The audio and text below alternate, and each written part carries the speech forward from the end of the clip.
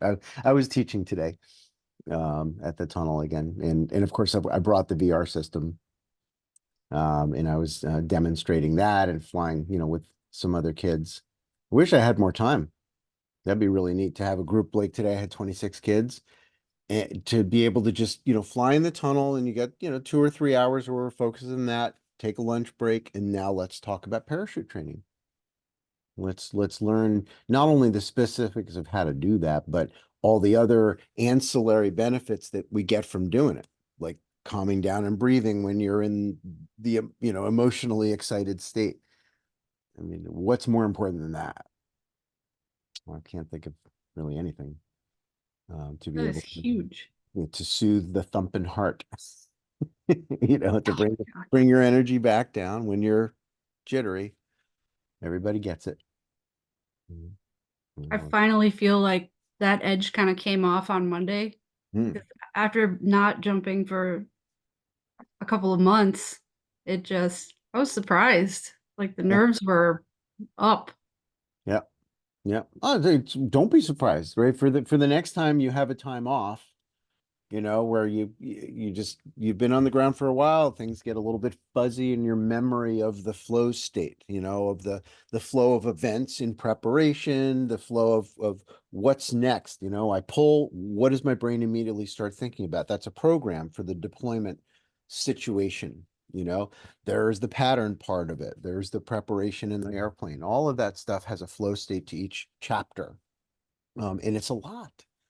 So why wouldn't you be nervous? It would be crazy not to. And so to just, remove that should out of it, just say don't should on yourself and just accept it. This is my situation. I haven't jumped in a while. My heart's going to be going faster. My blood pressure is going to be higher. I'm going to have a tendency to speed up easily.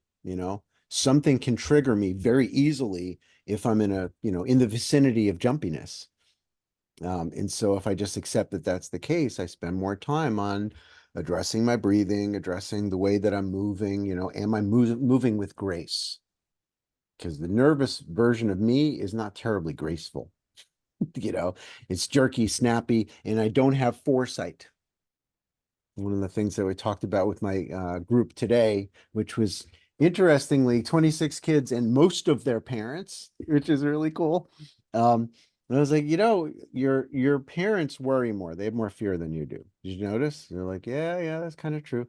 Why do you think that is? And I had a bunch of hands come up. Well, I think it's because they know what can happen. They've seen more. They've felt, they've had accidents and they've learned. Exactly. That's right. And so that foresight is both good and bad. The adult foresight, because you can see, like as a mom, you're like, oh, sharp object near my kid, and you can see the potential of what could happen if the kid picks it up and then trips or something like that, right? It doesn't mean it's going to happen, but you see that potentiality, and now you can create, a reduced potentiality by putting the knife someplace that the kid can't reach or whatever, the fork away from the outlet. And I think that, the parenting process is a lot like everything else in life, where you can see the potentials and not just assume that it's your fate to have that occur. To those are just risks. And it doesn't mean that it's that you should be nervous about it. It just simply means that you need to be aware of that potential and don't fall off that cliff that you're next to. So how do you not fall off the cliff? You look at the rock, and you move with grace and flow and smoothness. That's one of many examples of how we can, notice an unwanted possibility and then train our attention on the flow state, the specific actions that avoid the danger. And then it's not a thing. The potential of that occurring to goes whoop, and it switches to your safety because you're in that state of mind. Mhm. Yeah. Cool. I'm so happy that you're back in the air. Yeah, I saw that post. I was like, is that real? And I had to go back and look to see if the date was recent, because sometimes you get, flashback, oh, 3 years ago or whatever, the person made a jump. But nope, you're jumping. Oh, I'm so happy. So good. So It's good. just so good for, Yep. yeah. It's many different things, isn't it? You know, Hmm. it's not just good for, the ego that wants to not be beaten by something. Sure. Well, there's a positive aspect to that, but it's also celebration of life, isn't it? Yeah. Being fully present, I think, is my favorite. Hmm. Yeah, me too. Yeah. Yeah. You're not distracted when you're skydiving. I don't think you can afford to be distracted. No, isn't that great? Yeah, it really sort of pulls you in. The risk becomes like a greater gravitational attraction to the present moment. And see more of the waterfalls up there.